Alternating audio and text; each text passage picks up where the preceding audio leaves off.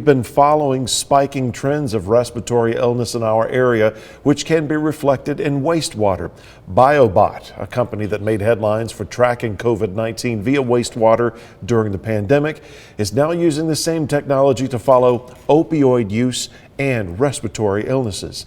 Local 3's Jeremiah Beatty has this story. Jeremiah. That's right, Greg. An epidemiologist at Biobot has been analyzing wastewater data and explains trends that have been seen so far.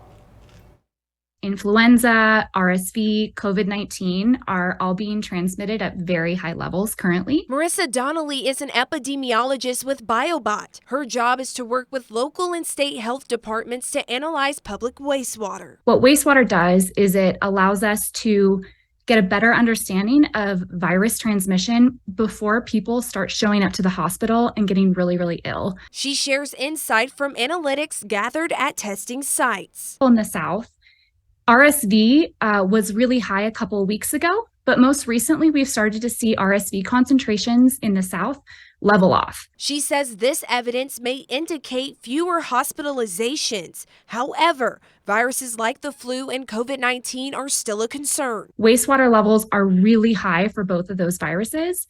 And we also see that reflected in hospitalizations and deaths and tests as well. Donnelly says COVID-19 in wastewater is lower this week than it was during this time last year. She says we're in peak season for respiratory illnesses, and it may be a good idea to watch for signs. If I feel ill, there could be a good chance that I might have come into contact with someone with COVID-19 or influenza.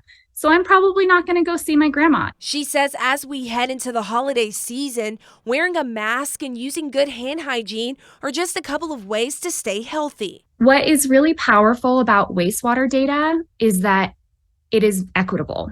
It doesn't require people to get so ill that they have to go to the hospital. The technology not only saves a trip to the doctor, it can also help communities make well-informed decisions faster than ever. It allows us to understand the community health without needing to rely on individual behaviors.